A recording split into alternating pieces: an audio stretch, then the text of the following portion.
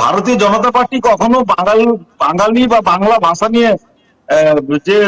মুখ্যমন্ত্রী প্রচার তুলেছেন অন্য কোনো কিছু না পেয়ে ভাষা আন্দোলন, এই ভাষা আন্দোলন ভারতীয় জনতা পার্টি তো প্রথম দিন থেকেই বলে আসছে যে বাংলা ভাষা মানেই বা বাংলা শব্দ উচ্চারণ যারা করবে তারাই যে পশ্চিমবঙ্গের বাসিন্দা সেটা নয়। পাশের রাষ্ট্রে 20 কোটি মানুষ বাংলা ভাষায় কথা বলেন। আমাদের পার্শ্ববর্তী দেশের 20 কোটি মানুষের মধ্যে অনেকেই আছেন অনুপ্রবেশকারী, যারা জলকে পানি বলেন, যারা দিদিকে আপা বলেন, যারা আমাদের যে রামধনু আমরা বইতে পড়ে এসেছি তাকে রামধনু বলেন, যারা স্নানকে গোসল বলেন, সেই বাংলাকে আমরা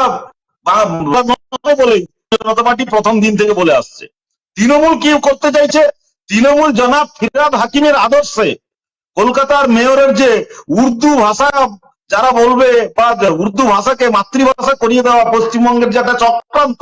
বাংলার নাম করে এই যে জলকে পানি যাতে বলা হয়, এই যে দিদিকে যাতে আপা বলা হয়, এই যে আমরা স্নান করি, স্নান করে বেরিয়েছি কি স্নান করে বেরোয়নি সেটাকে আমরা বলবো বাইরে গিয়ে আমি গোসল করে আসিনি, তুমি গোসল করে এসছো, আপা তুমি কি খেয়েছো,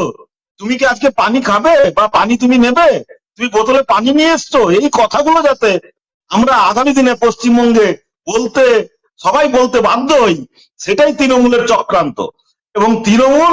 বাংলাদেশের সাথে পশ্চিমবঙ্গকে মিশিয়ে দিতে চাইছে, পশ্চিমবঙ্গকে পূর্ববঙ্গের অংশ করতে চাইছে, যেটা কনস্পিরেসি মাননীয় মুখ্যমন্ত্রী কনস্পিরেসি করছে, সেই কনস্পিরেসির বিরোধ করে আসছে ভারতীয় জনতা পার্টি। ভারতীয় জনতা পার্টি যিনি প্রতিষ্ঠাতা শ্যামাপ্রসাদ মুখার্জি, তার জন্যই পশ্চিমবঙ্গে আজকে হিন্দু বাঙালিদের অস্তিত্ব টিকে আছে। আর সেই ভারতীয় জনতা পার্টিকে পশ্চিমবঙ্গ এবং বাংলা ভাষা শেখানোর দরকার নেই। যে মুখ্যমন্ত্রীর রাজ্যে বিদ্যাসাগর ইউনিভার্সিটিতে সন্ত্রাসবাদী আখ্যা দিয়ে বিপ্লবীদেরকে কোশ্চেন করা হয়, তিনি আবার নেতাজি রবীন্দ্রনাথ এদেরকে আওড়ান, এটা আমাদের ধিক্কার, এটা আমাদের পশ্চিমবঙ্গের মুখ্যমন্ত্রীকে ধিক্কার জানাচ্ছি আপনার মাধ্যমে দীপঙ্কর দা, যে